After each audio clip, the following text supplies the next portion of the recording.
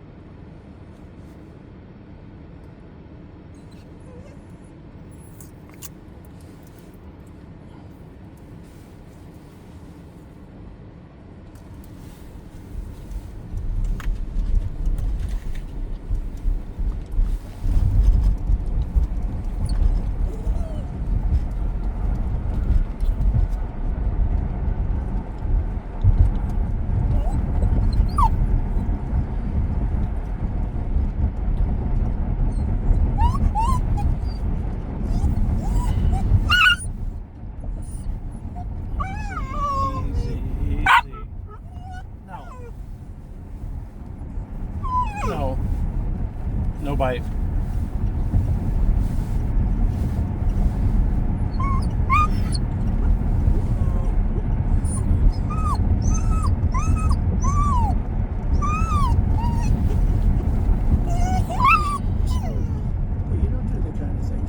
Judge working real hard to try and embarrass you. Because I did nothing. By the way, I did nothing. Absolutely nothing. I did something wrong. I'm standing here right now. Easy. Everyone should wipe this. Against the Justice Department. With Jack Smith had cases all over the place. People were being defeated, lives were being ruined. They were spending everything they had, money. We were helping them out. We had to. They were being subpoenaing people that no idea what they were even talking about. That's a sick group of people. And it was all to influence the election. It was all a fight against a political opponent. We've never had that in this country. We have had that in certain countries. We've had that in third-tier countries. We've had that in banana republics, but we've never had that in a place like the United States. I don't even know if it's been on a small level. I'm sure it has been on a small level, but this was the largest level ever. They brought this moron out of The Hague. He's a mean guy. He's a mean, nasty guy. His picture was perfect. Because you look at his picture, you say, that's a bad guy with his robe, his purple robe. And he executes people. He shouldn't be allowed to execute people because he'll execute everybody. He's a nut job. But we won all of those cases with him. And, I mean, I don't know the judge in Florida, but we had a brilliant judge in Florida that saw right through it. And we won the case. She was a brilliant judge with great courage. You know, the left, as we call them, the radical left, they have a way, they play the ref. And they play it very hard. They play the ref. They go and say horrible things about judges and prosecutors. And some judges and prosecutors say, look, the only way I'm going to get these people off my back is to give victory to them. They're playing the ref. I think it's illegal what they do. It's almost like talking. It's worse than talking to a judge. If the judge... these weapons to Israel. First of all, we have been and we remain fundamentally committed to Israel's defense. And unfortunately, it faces adversaries and enemies from all directions. And that means that the support that the United States provides over many administrations, Republican and Democrat, over many years, that support is absolutely vital to making sure that Israel is able to defend itself, that it can deter aggression coming from many other quarters, whether it's Hezbollah Hezbollah, whether it's Iran, whether it's the many Iranian-backed proxies, whether it's the Houthis, you name it. That support is vital to making sure Israel has a deterrent, has an adequate defense, and in turn, that means that we're not going to have an even broader, wider conflict that results in more death.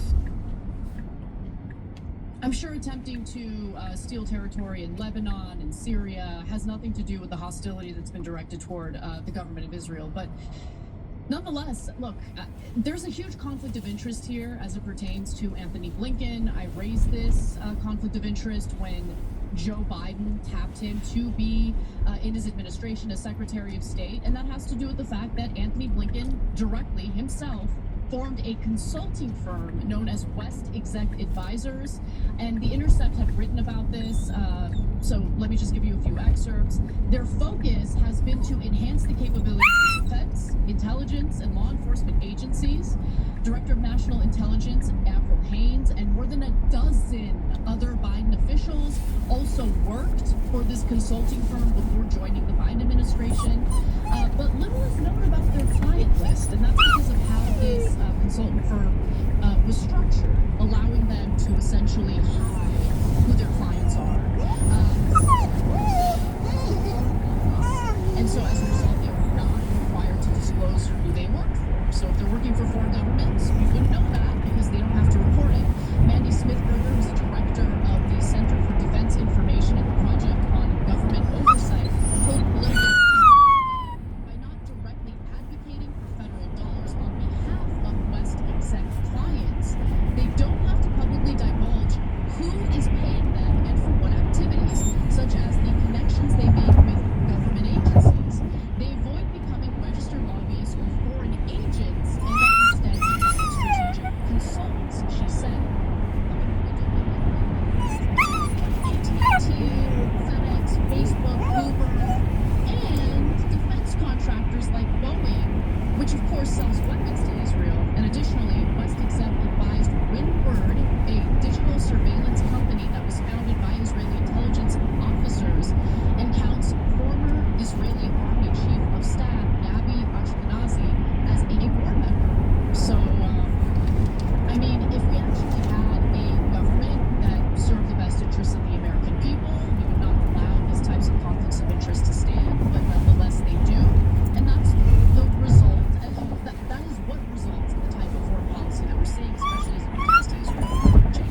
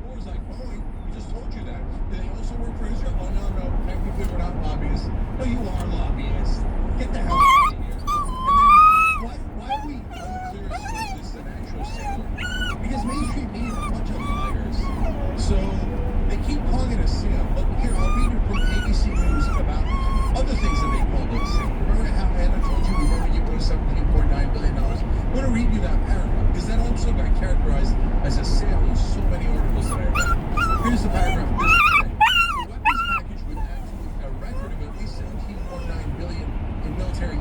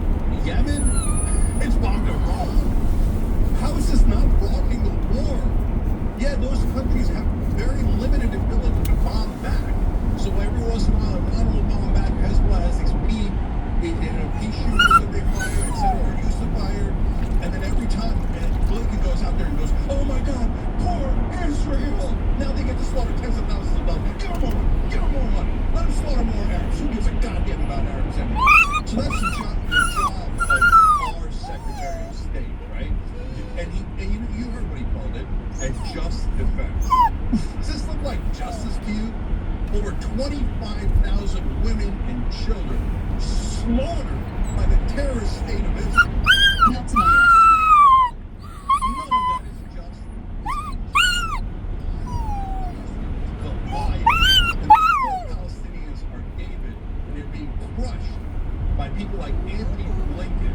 He just puts on a suit and he uses fancy words, but he's a thug who loves to finance terrorism as long as it's done by Israel and companies that pay his bills.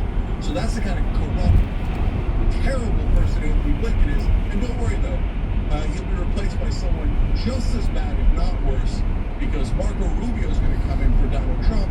And Marco Rubio is also a neocon, warmonger, and totally owned by Israel.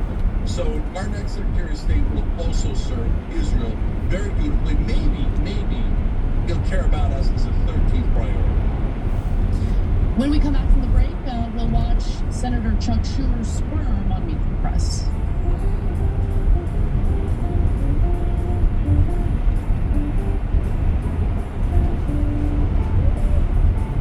The rest of the news media says you should not fight for positive change. If you do, you're not really a reporter or a journalist, because reporters and journalists don't care what happens. I don't agree. That's not written anywhere. That's not a law. It's just a rule that they invented so that reporters didn't actually challenge the people that are in power. But we don't agree with that. We think we should challenge the people in power, but that actually makes you a better journalist, not a worse one.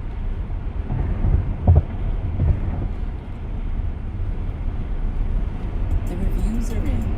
U of M Flint has been named one of the state's best online schools, with top-ranked degrees and the most affordable programs in Michigan. U of M Flint, where success leads. At Grand Canyon University, we believe in equal opportunity, and the American dream starts with purpose. By honoring your sacred vocation of nursing, you impact your family, your friends, and your community. GCU's RN to BSN online degree program allows you the freedom to balance online coursework with practicum hours while helping you achieve your goals and serve others. Find your purpose at GCU. Private, Christian, affordable. Visit gcu.edu. Miss business calls? They're expensive. Stop missing valuable calls for good. Visit alltrackinmetrics.com.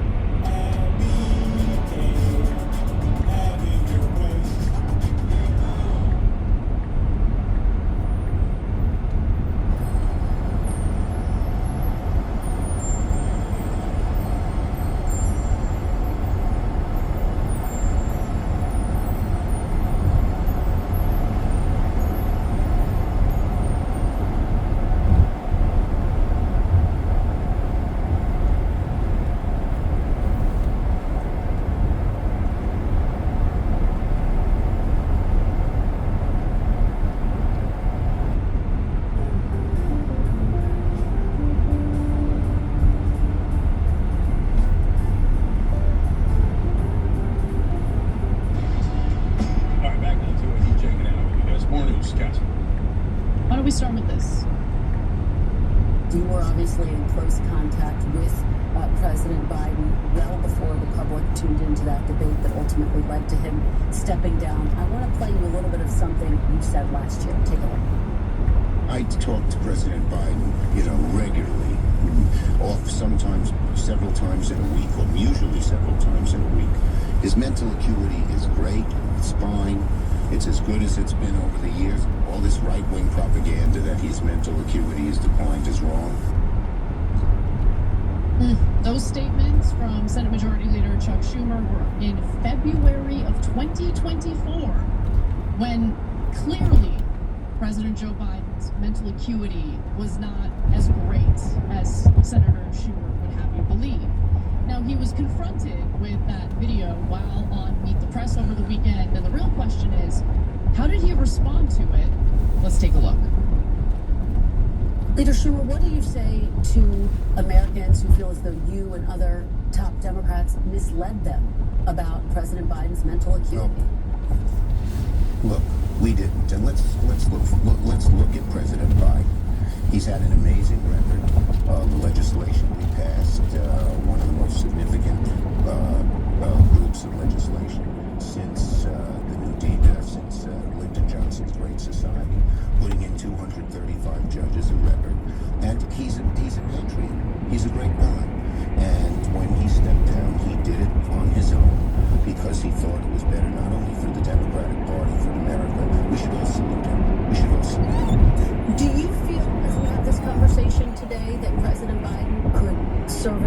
4 years had he stayed in the race and potentially won? Well, I'm not going to speculate. As I said, I think his record is a stellar one and will go down in history as a really outstanding president. All these people need to be voted out of the Democratic Party. Okay, it's not good enough that Biden's gone. People like Chuck Schumer, they need to be gone. I mean, the audacity to continue lying to the American people after everything that's transpired during the past election cycle, it blows me away. It really does. Go ahead, Jake. Yeah, I mean, look, not only did he pretend that Biden's still in great shape. I mean, brother, who are you kidding? Really?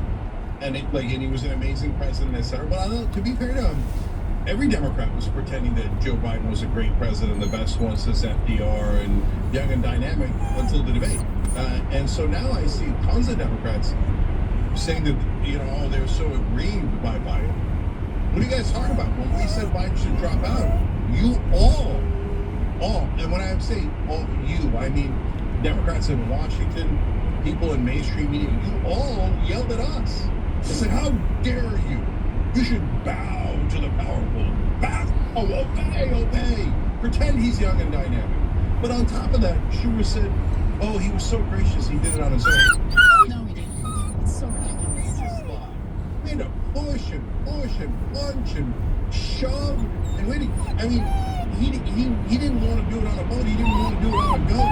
He's still complaining about it. He still said to a reporter the other day, apparently behind the scenes, or it got leaked, that he said that he would have won if he'd stayed in the race. The guy's cuckoo for Cocoa Puffs. And I get it, he has dementia, right? So the people around him are monsters. They're still pushing him out there. Go, Joe. Say we would have won, Joe. Here's what you should be saying, Joe. He doesn't know what the hell he's saying. And monsters like Joe Biden, Hunter Biden, Anthony Blinken, and Chuck Schumer, all of these guys, aided and abetted what happened here. Obama and Biden remorse near the end, when they're like, oh, our propaganda isn't going to work, so let's ditch him and get a new guy. But overall, they're all guilty. They all knew and they all lied through their teeth, including Chuck Schumer. So I'm going to be a little more fair because I think it is hyperbole to say all Democrats knew. I think Democratic leadership certainly knew. Someone like Chuck Schumer, who was in constant contact with Joe Biden, certainly knew, which is why I thought the story was more interesting than others, because this isn't just some rank and file Democrat. And remember, Jake, we did that story about the huge expose in regard to Biden's mental decline, who knew what. And there were rank and file Democrats who were trying to get in touch with Biden during his term, and they couldn't. I forget the name of the one Democrat who said he was able to speak to Biden literally once during the entire 4 years. Yeah, go ahead. I got to clarify. So I agree and disagree. So I agree with you that they didn't all consciously know. And I'm sure that tons of them told themselves pretty little lies. And mostly they were in a bubble. And in that bubble, you never, ever question leadership. You never question authority. You always bow your head like a good, subservient little boy and girl. You follow orders, whether it's a donor or it's Democratic leadership.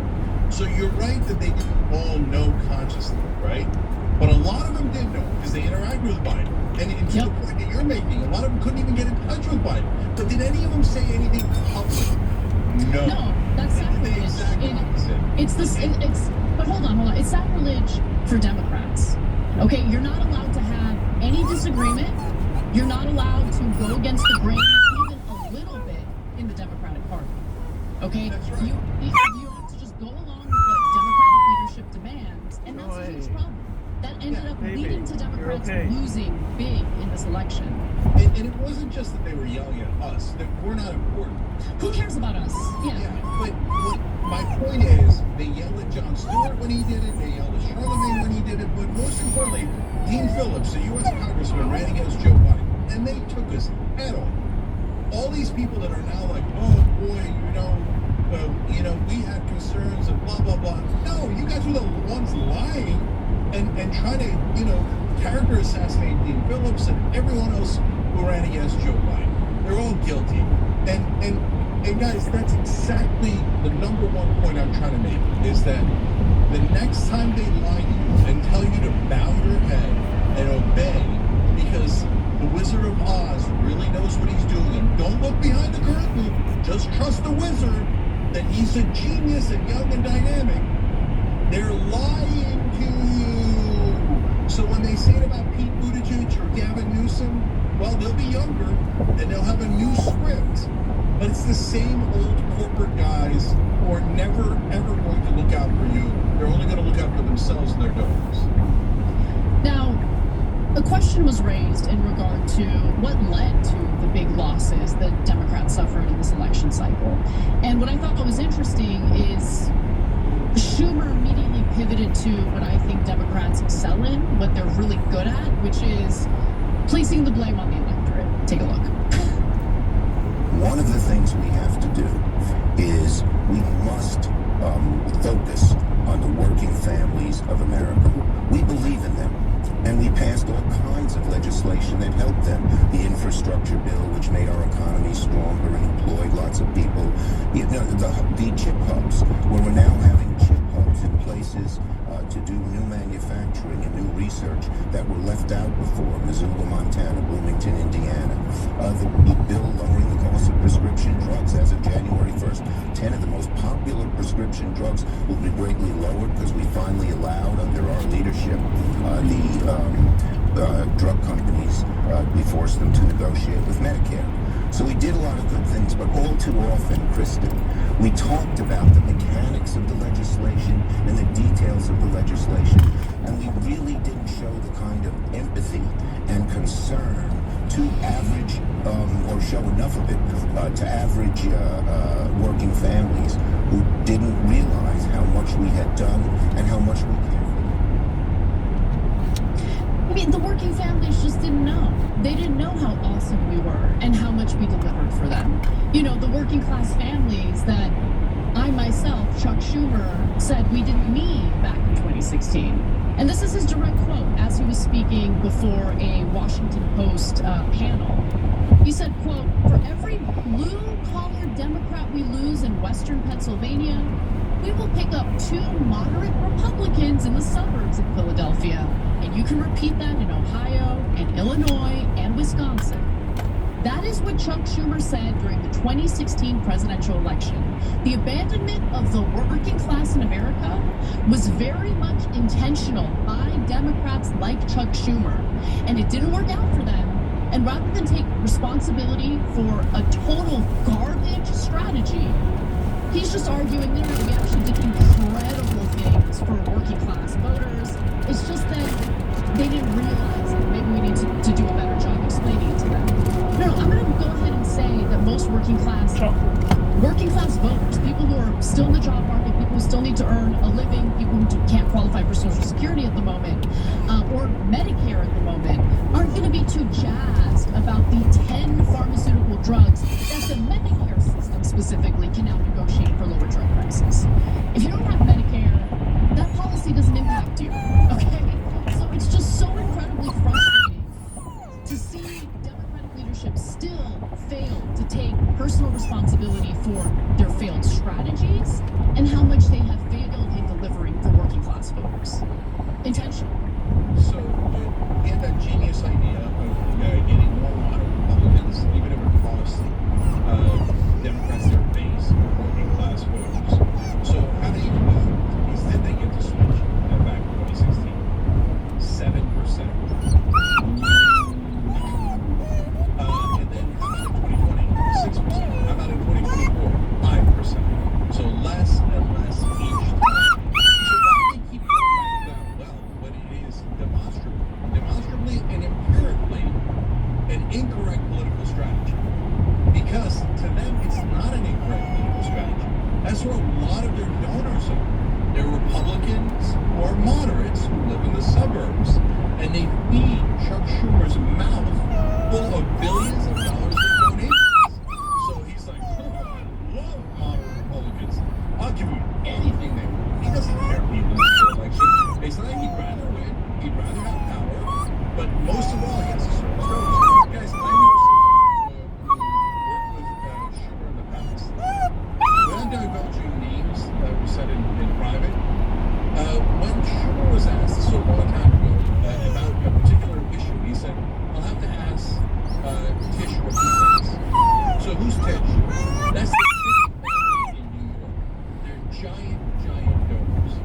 Chuck Schumer literally asks his donors what he should do on every issue. So that's the level of corruption that we're talking about here. So he doesn't think it's a brilliant political strategy.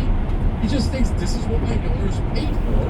This is what I'm going to get. If people found out how much the Democrats didn't do for the working class, they'd vote for them even less. So what happened in this term? Who killed the $15 minimum wage? Joe Biden did. He asked for them to be taken out of the bill, even though he ran on it. It was the very first thing he did was to make sure that you were not going to get an increase in your wages because his donors did. Who killed the public option? Joe Biden did. He didn't even propose it. Paid family leave, didn't try at all. It's at 84%.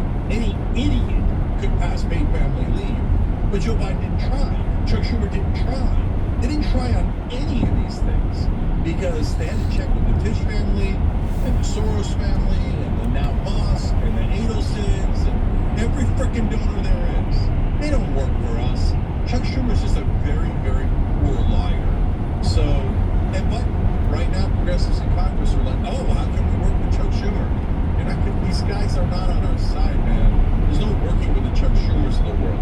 Just defeat them. Well, when we come back for the second hour of the show, let's talk a little bit about Elon Musk suspending a reporter who proved that he's not using some puppet accounts on his platform. Weird. And then later we'll also talk a little bit about Kamala Harris' treatment of Senator Bernie Sanders during the official Senate swearing in. We'll be right back.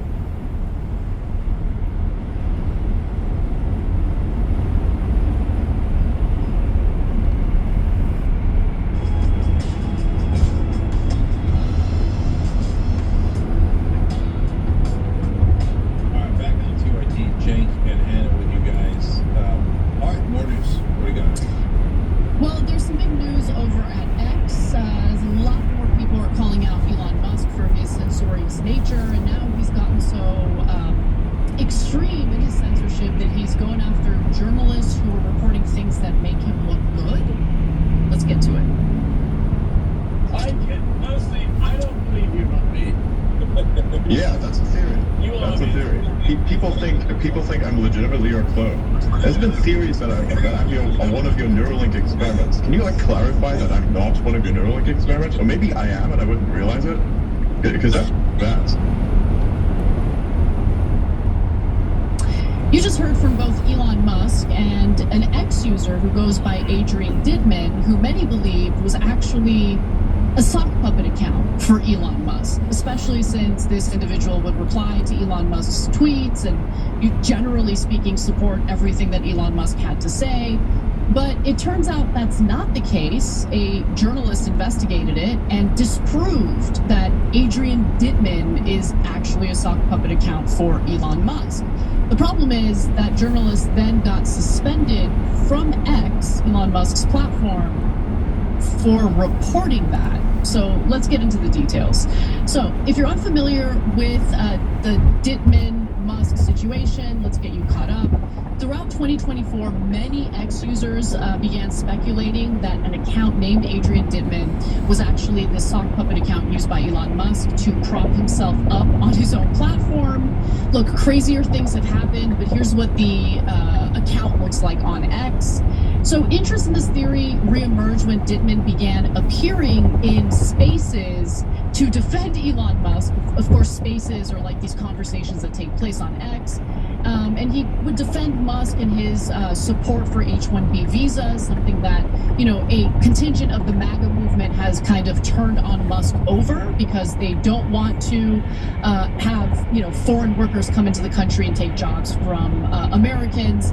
And so journalist Jacqueline Sweet with The Spectator decided to investigate this and ended up basically proving that they are not the same person. She published the piece revealing who the real Adrian Dittman happens to be. Let's take a look at a screenshot of the piece itself. It's titled "The Real Adrian Dittman, an Elon Musk fan in Fiji tricks the world." Okay, fun stuff.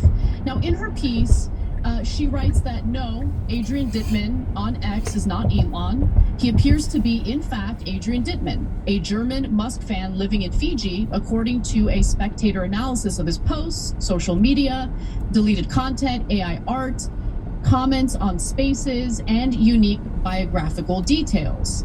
And according to Sweet, the real life Dittman is the son of a German software entrepreneur who has launched several businesses in Fiji, including a forestry venture, a bottled water company, and a marina and yachting facility.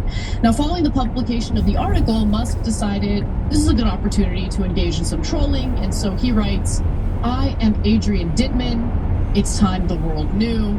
He then weirdly and subsequently suspended Sweet from X for 30 days, alleging that she engaged in doxing.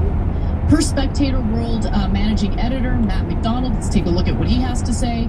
It appears that Jacqueline Sweet has had her X account restricted for her Spectator reporting into Adrian Dittman not being an Elon Musk alt account, and then provide some screenshots giving some clarification as to why the suspension happened in the first place.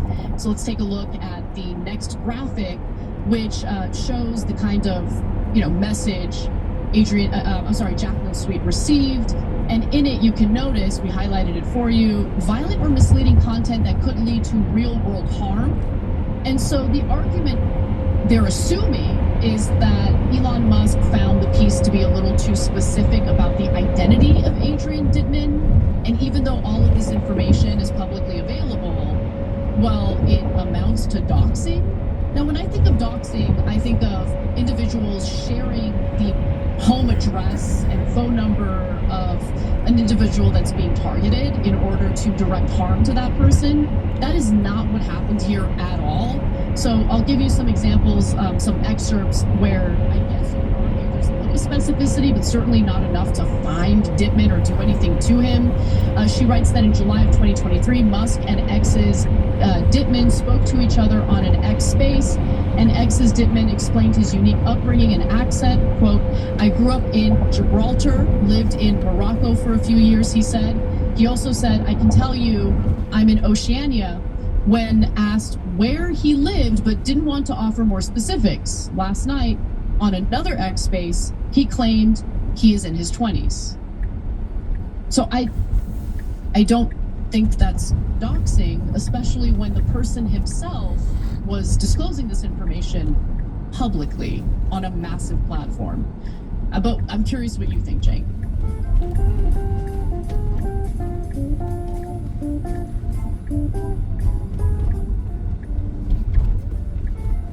Welcome to the Damage Report. I'm John Idarola. This is going to be a big one. What Donald Trump has done as president has cut taxes for the wealthy and made life better for rich people. But he's made life worse for poor people. We're making America great again by throwing more money at the military to destroy other countries because that makes us great instead of...